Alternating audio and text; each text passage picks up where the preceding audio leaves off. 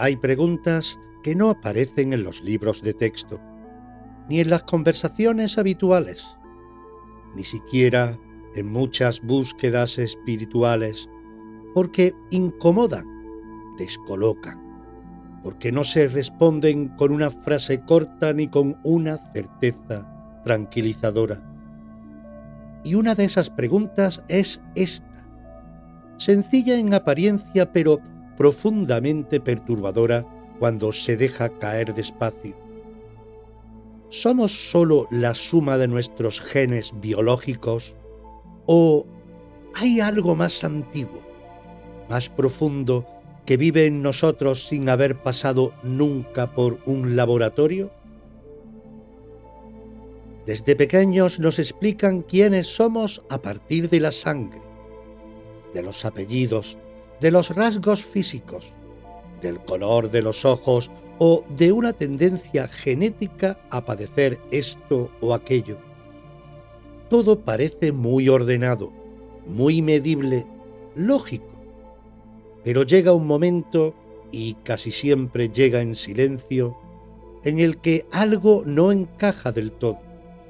Aparecen emociones que no entendemos, miedos que no reconocemos como propios, una nostalgia extraña por algo que no hemos vivido, una facilidad natural para cosas que nadie nos enseñó, o una sensación persistente de que nuestra vida tiene un trasfondo que no se explica solo por la educación recibida.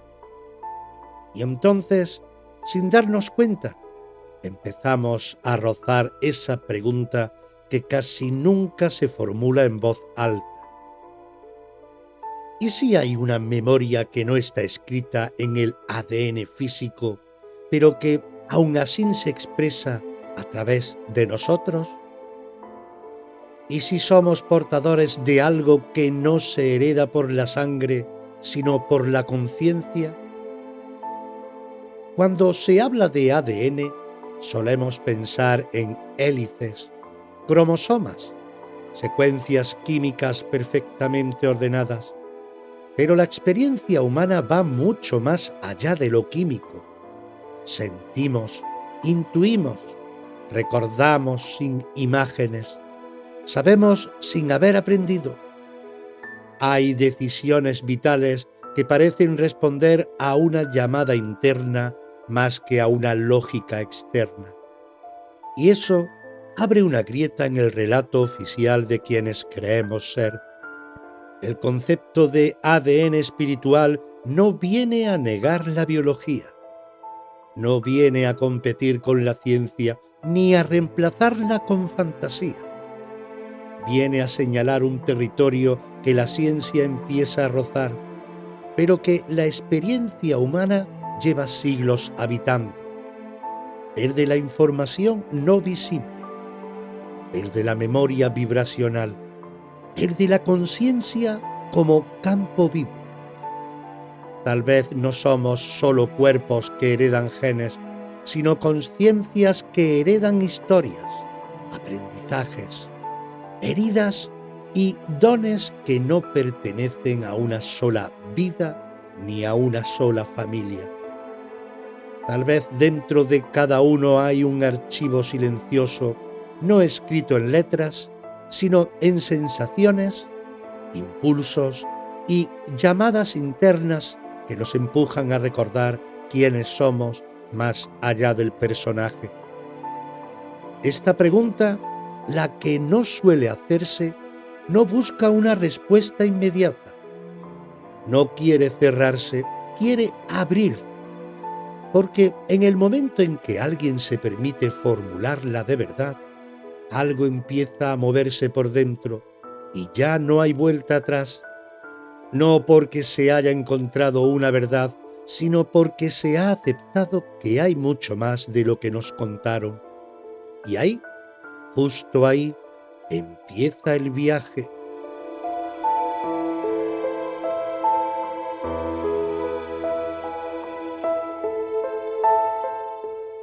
Escuchas Reflejos del Alma, un viaje introspectivo donde exploramos quiénes somos, de dónde venimos ¿Y a dónde vamos? Cada episodio es una oportunidad para despertar y evolucionar mientras identificamos las distracciones que nos desvían del camino. Con este que os habla, Eloy López.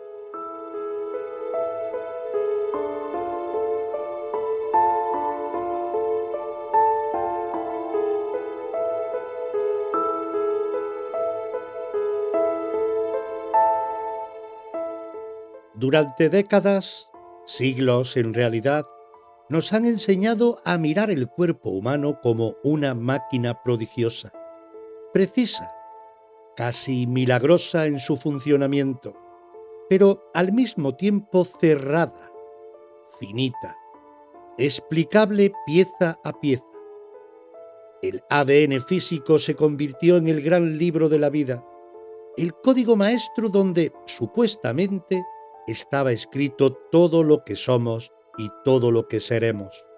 Altura, color de ojos, predisposición a enfermedades, temperamento, incluso ciertos rasgos de conducta. Todo parecía estar ahí, ordenado en una danza química perfecta. Y sin embargo, cuanto más se ha estudiado ese ADN, más evidente se ha vuelto una paradoja inquietante. Con un código tan limitado, ¿cómo es posible una experiencia humana tan vasta? ¿Cómo puede una secuencia finita explicar una creatividad infinita, una espiritualidad espontánea, una intuición que aparece sin haber sido aprendida, o una conciencia capaz de preguntarse por su propio origen? El ADN físico explica el cuerpo, sí, explica la forma, la estructura, los mecanismos de supervivencia. Pero hay momentos en la vida en los que el cuerpo parece quedarse corto como explicación. Hay decisiones que no nacen del instinto. Hay crisis que no tienen causa médica. Hay despertares que no se activan por un cambio hormonal ni por un estímulo externo. Algo más entra en juego. Ahí es donde empieza a insinuarse la idea de que el ADN, tal como lo entendemos, no es el origen, sino el receptor. No es el escritor del mensaje, sino el papel donde algo más se imprime. Como si la biología fuera el instrumento afinado, pero no el músico. Como si el cuerpo fuera la antena, pero no la señal. Cuando hablamos de ir más allá del ADN físico, no hablamos de negar su importancia, sino de reconocer sus límites. El ADN no decide por sí solo cómo vivimos lo que heredamos. No determina por qué dos personas con la misma carga genética pueden recorrer caminos vitales radicalmente distintos. No explica por qué, ante una misma herida, uno se rompe y otro despierta. No explica el salto interior, el cambio de mirada, la transformación profunda que no deja huella visible en un análisis, pero lo cambia todo por dentro. Empieza entonces a abrirse la posibilidad de un ADN no químico, no medible con microscopio, pero perceptible en la experiencia. Un ADN vibracional, si se quiere llamar así. Un campo de información que no se transmite solo por la sangre, sino por la conciencia. Un legado que no está escrito en bases nitrogenadas, sino en patrones de energía, en memorias sutiles, en impulsos que atraviesan generaciones sin pasar por el cuerpo.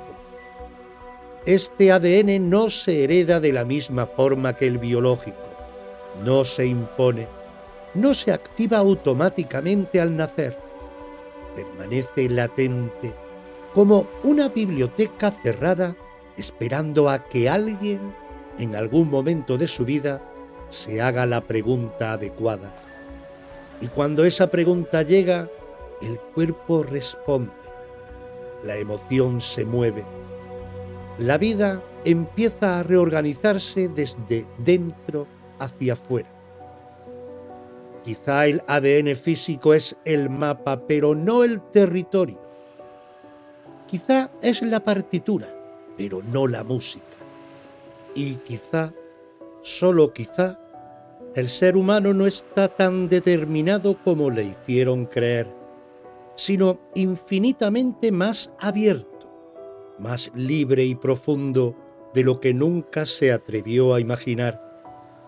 Y con esa grieta abierta, el viaje ya no puede detenerse.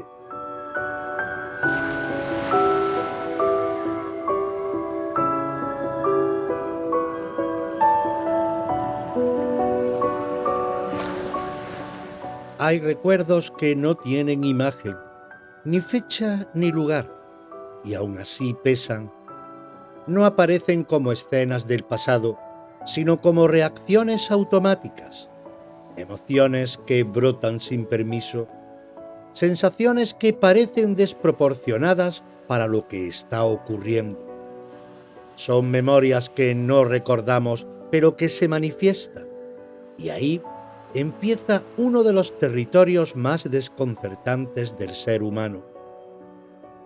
Todos hemos sentido alguna vez ese «esto no es solo mío». Un miedo que no se justifica, una tristeza antigua que llega sin aviso, una culpa que no encaja con la historia personal, o una rabia que parece venir de muy atrás.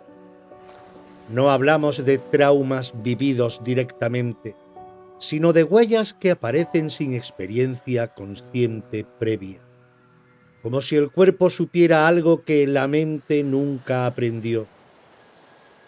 Estas memorias heredadas no se transmiten como un recuerdo clásico, no viajan como una anécdota que alguien contó y olvidamos, viajan como patrón, como una forma de reaccionar ante la vida, de posicionarse frente al dolor, el amor, la pérdida, el éxito o el miedo. Son respuestas que se activan antes de que podamos elegirlas. Ahí es donde muchas personas empiezan a sentirse extrañas dentro de su propia biografía. Han tenido una infancia aceptable, una vida más o menos estable, y aún así cargan con una sensación de amenaza, de carencia o de deuda que no saben explicar, como si estuvieran pagando algo que nunca firmaron, como si recordaran algo que nunca vivieron. Estas memorias no solo se expresan como heridas, también lo hacen como dones. Hay talentos que surgen sin entrenamiento previo, sensibilidades que parecen excesivas para el entorno, intuiciones certeras que nadie enseñó a desarrollar, capacidades que despiertan de forma natural, como si ya estuvieran ahí, esperando el momento de salir a la superficie. Y eso también es memoria heredada. El problema no es portar estas memorias, el problema es vivirlas sin conciencia, porque lo no reconocido se repite, se actúa y se sufre. Mientras no se nombra, dirige la vida desde la sombra. Y así, sin saberlo, muchas personas viven vidas que no les pertenecen del todo, repitiendo emociones, vínculos y destinos que vienen de más atrás de lo que alcanza su recuerdo. Cuando una memoria heredada empieza a hacerse visible, no suele hacerlo de forma suave. Aparece como crisis, como bloqueo, como sensación de estar viviendo algo que no encaja. Y aunque duele, ese es el inicio de la liberación. Porque en el momento en que alguien se da cuenta de que no todo lo que siente le pertenece en origen, algo se afloja. Aparece una distancia sana, un espacio para elegir. Reconocer estas memorias no es rechazar a quienes vinieron antes, no es culpar al linaje, es comprender que cada generación recibe un legado inacabado y que alguien, en algún punto del tiempo, tiene que atreverse a mirarlo de frente para que deje de transmitirse como carga y empiece a transformarse en aprendizaje. Tal vez recordar no sea volver al pasado, sino darse cuenta de por qué reaccionamos como reaccionamos. Tal vez la verdadera memoria no esté en la mente, sino en la forma en que vivimos. Y tal vez, cuando esas memorias salen a la luz, no lo hacen para condenarnos, sino para pedirnos, por fin, conciencia. Y con esa conciencia ya no somos solo herederos, empezamos a convertirnos en algo más.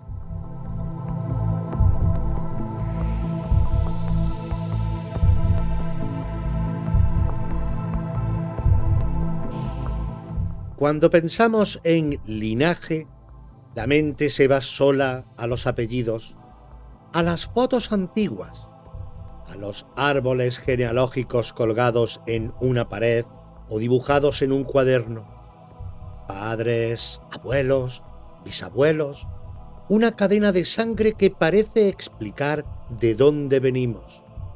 Y sin embargo, hay algo que no encaja del todo, porque muchas personas no se sienten reflejadas en esa historia familiar, como si pertenecieran y no pertenecieran al mismo tiempo.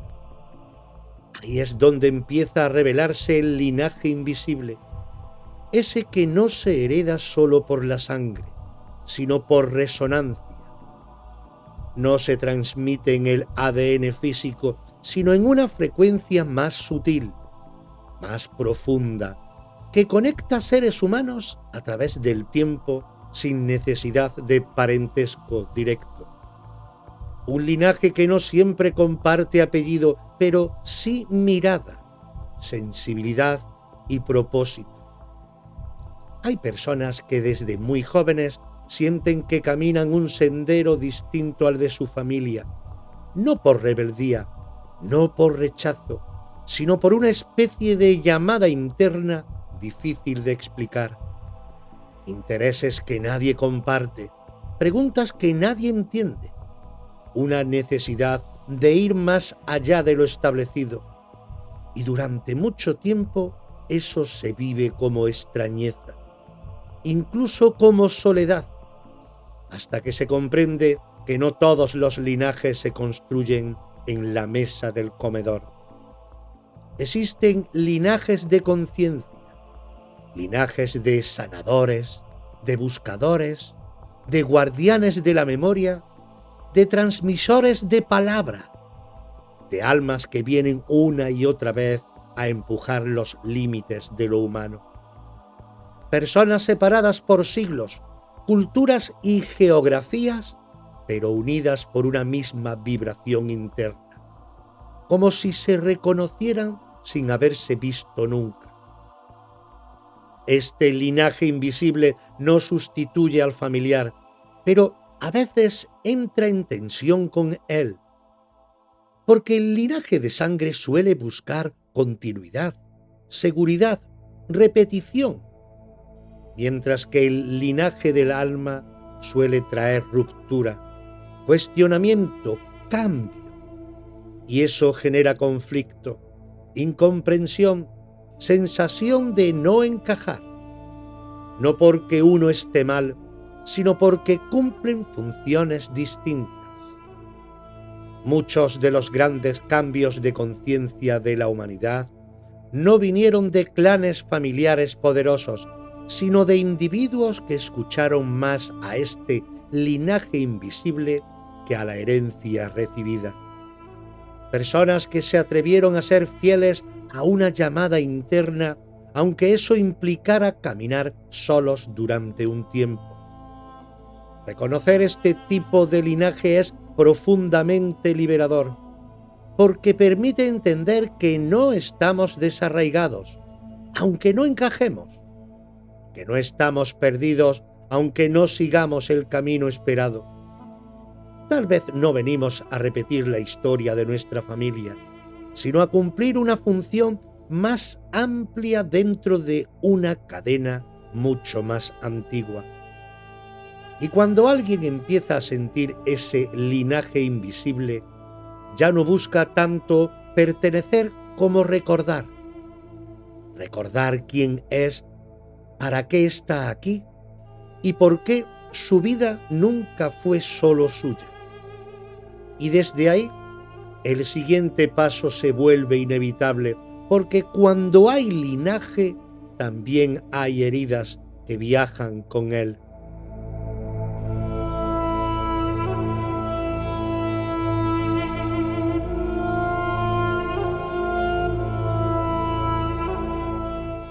No todas las heridas nacen en la piel ni en la biografía personal.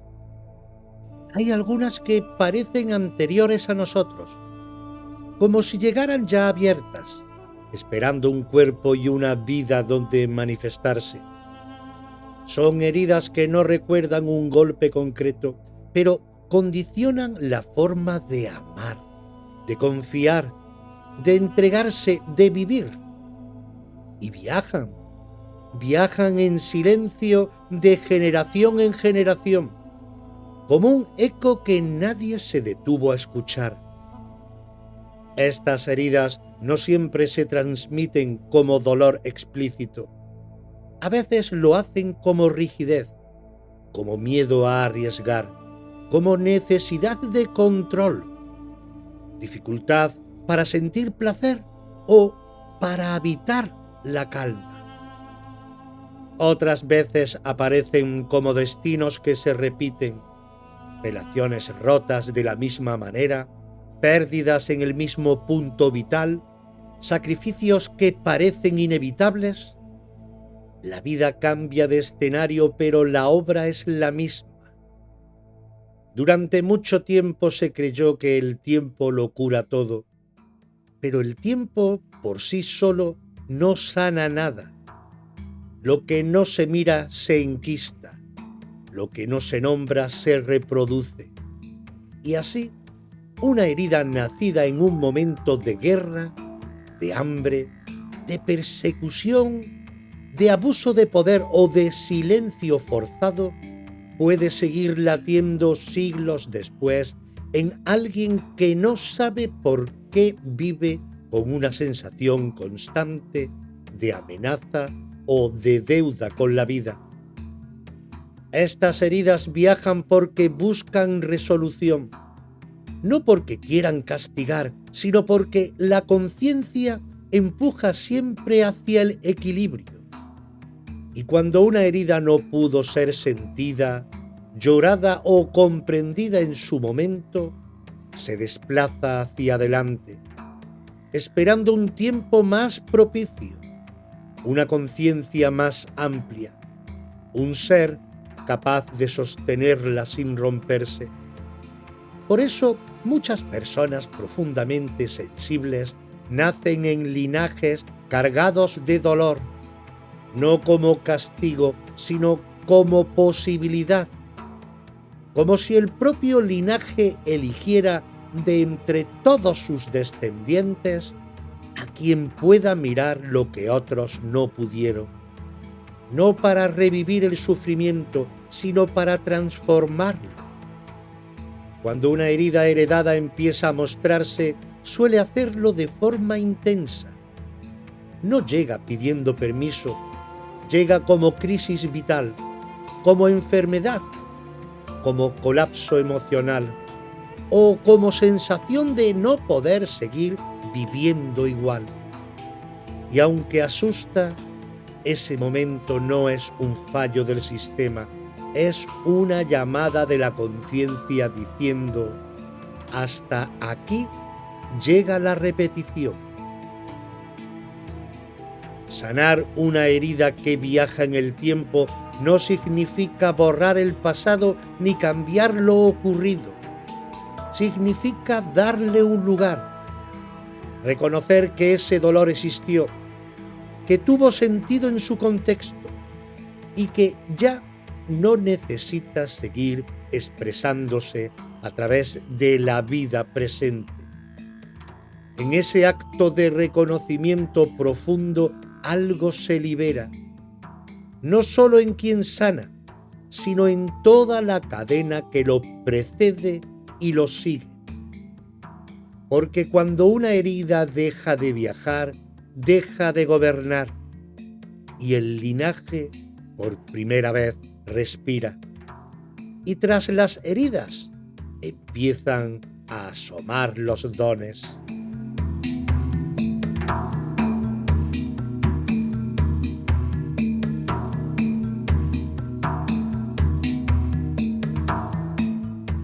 No todo lo que se hereda duele. No todo lo que viaja en el linaje es carga. Hay también dones, capacidades, sabidurías que quedaron en pausa, esperando un tiempo distinto para volver a expresarse.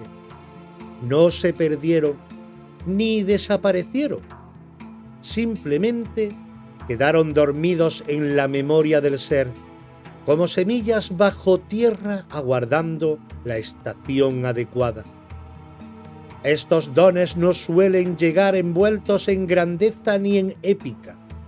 No aparecen con trompetas ni señales externas.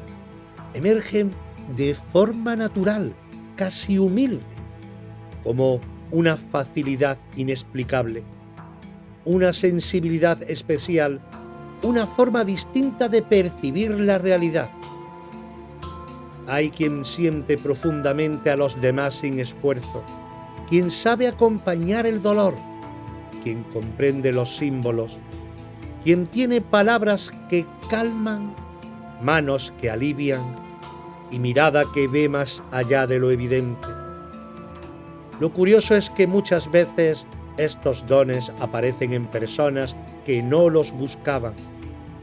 No han leído sobre ellos, no se han formado conscientemente, ni han decidido despertarlos. Simplemente están ahí.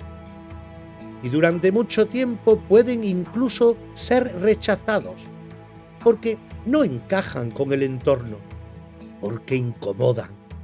Exponen una forma de ser que el mundo no siempre sabe cómo recibir. Estos dones vienen de lejos, no se improvisan en una sola vida.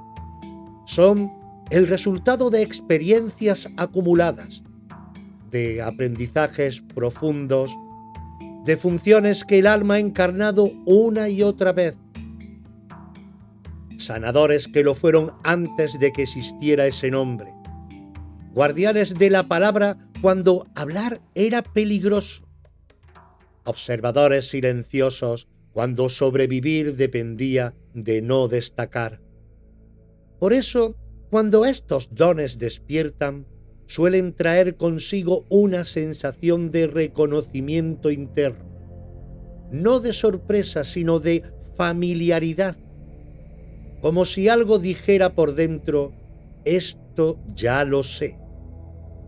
Y ese reconocimiento no viene de la mente, viene del cuerpo, del corazón, de una certeza tranquila que no necesita demostrarse. Pero también es cierto que un don no integrado puede convertirse en carga. La sensibilidad sin límites agota. La intuición sin comprensión confunde. Y la capacidad de sostenerse a otros sin sostenerse a uno mismo quema. Por eso, el despertar de los dones no es el final del camino, sino el inicio de una responsabilidad consciente. Reconocer un don heredado no significa engrandecerse ni sentirse especial. Significa entender para qué está ahí. Y sobre todo, aprender a habitarlo con humildad y equilibrio, sin esconderlo por miedo ni explotarlo por ego. Cuando los dones despiertan, no lo hacen solo para beneficio individual. Despiertan porque el tiempo los necesita, porque hay algo en la conciencia colectiva que pide esa vibración concreta, esa forma de presencia, ese recuerdo específico. Y así, lo que parecía una rareza personal empieza a cobrar sentido como parte de algo mayor. Y justo después de reconocer los dones, llega el momento clave, el despertar propiamente dicho.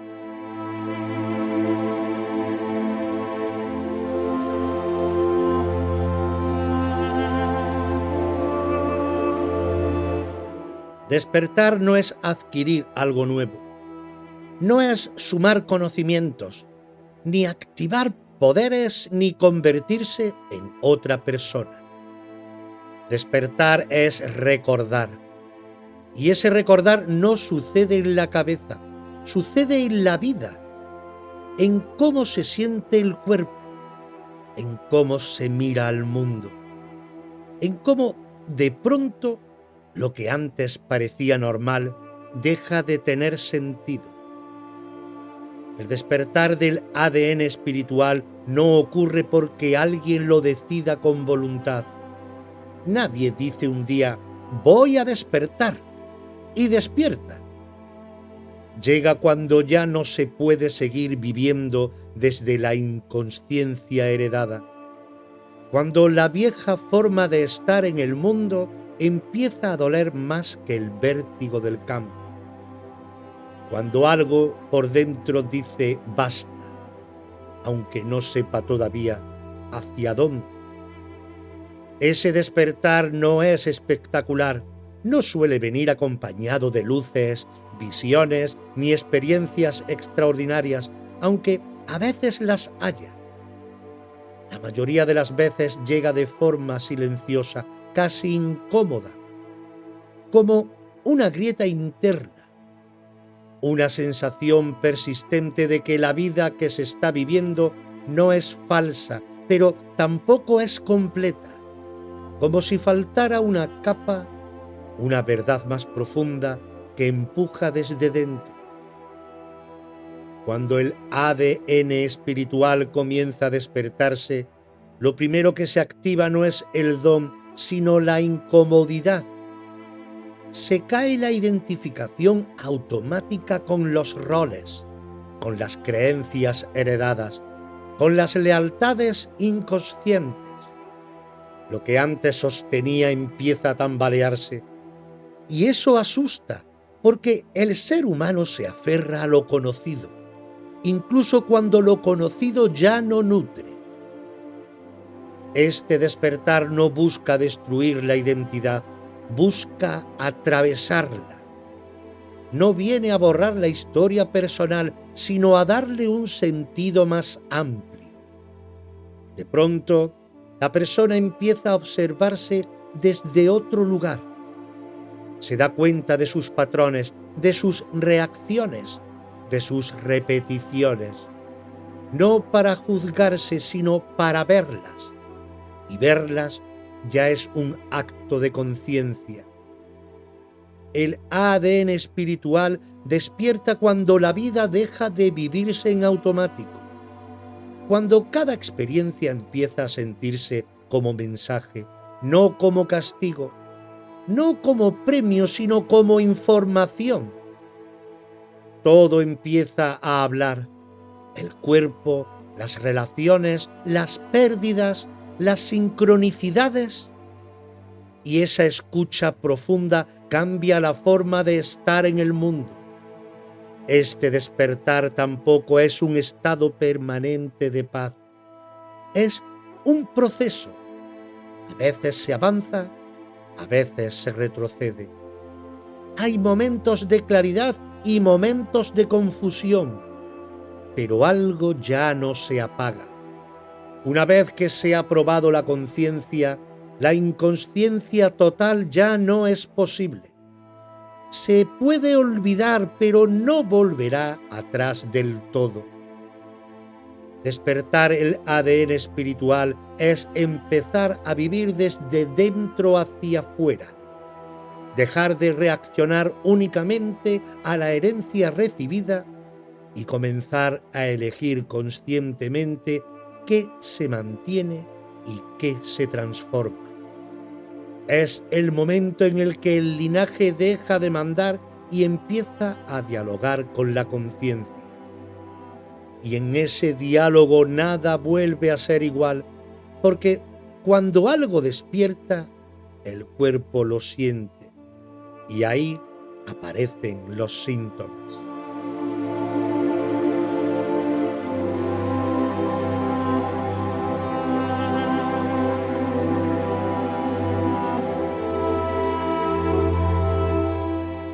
Cuando el ADN espiritual empieza a despertar, el cuerpo y la vida no se quedan al margen. No es un proceso abstracto, ni limpio ni ordenado. Se manifiesta, se filtra por las grietas de lo cotidiano y muchas veces lo hace de una forma que desconcierta, porque no se parece en nada a la idea idealizada de un despertar espiritual. Uno de los primeros síntomas suele ser una incomodidad profunda con la antigua identidad. Lo que antes definía a la persona, su trabajo, sus creencias, sus relaciones, incluso su forma de pensar, empieza a sentirse estrecho, no necesariamente falso, pero sí insuficiente. Aparece una especie de desajuste interno, como si se estuviera viviendo con una ropa que ya no es de la talla adecuada. A menudo llegan crisis vitales, cambios bruscos o aparentemente absurdos, relaciones que se rompen sin un motivo claro, trabajos que dejan de tener sentido de un día para otro, cansancio existencial, apatía ante lo que antes motivaba. Y aquí es donde muchos se confunden, porque creen que están retrocediendo cuando en realidad están mudando de piel. El cuerpo también habla. Insomnio, hipersensibilidad, necesidad de silencio, rechazo a ciertos ambientes, saturación emocional. No porque algo esté funcionando mal, sino porque el sistema nervioso está recalibrándose. Viejas tensiones salen a la superficie. Lo no expresado pide espacio. El cuerpo, que siempre supo antes que la mente, empieza a pasar factura si no se le escucha. También aparece una mirada distinta hacia el sufrimiento. Ya no se vive solo como castigo o mala suerte. Empieza a verse como mensaje, como empuje, como maestro incómodo. No porque duela menos, sino porque empieza a tener sentido. Y cuando algo tiene sentido, deja de ser puro caos. Este proceso suele ir acompañado de soledad. No una soledad física necesariamente, sino una sensación de no ser del todo comprendido. Las conversaciones de siempre se vuelven superficiales. Ciertos vínculos se enfrían, no por falta de amor, sino por diferencia de frecuencia. Y esa soledad, aunque duele, también afina, obliga a escucharse sin ruido externo. Es importante decirlo claro, estos síntomas no son una señal de que algo va mal. Son una señal de que algo se está reorganizando desde dentro. El derrumbe no es el fin, es el paso previo a la integración. Nada nuevo se construye sin que algo viejo se agriete. El problema no es el despertar. El problema es intentar seguir viviendo como antes cuando ya no se es el mismo. Ahí nace el sufrimiento innecesario, cuando se acepta el proceso, cuando se deja de luchar contra él, los síntomas empiezan a ordenarse. No desaparecen de golpe, pero se vuelven comprensibles. Y en ese punto aparece una pregunta crucial, una de las más importantes de todo este viaje. Si esto es herencia, ¿estamos condenados a repetirla? Continuará.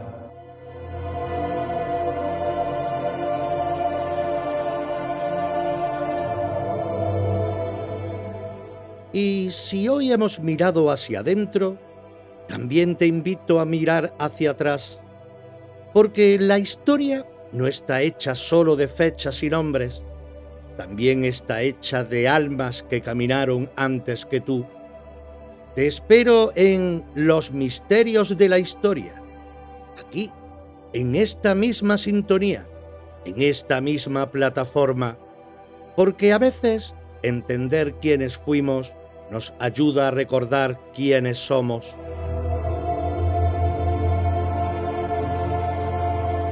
Si deseas acompañarnos también desde Podimo, tienes 30 días gratis con mi enlace. Cada escucha en Podimo ayuda a mantener vivos los proyectos de ACRA. Lo encontrarás al final de la descripción.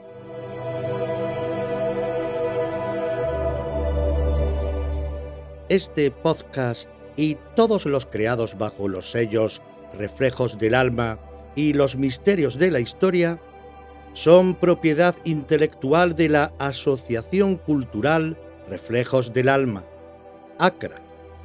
Su producción, creación y realización corresponden íntegramente a dicha asociación.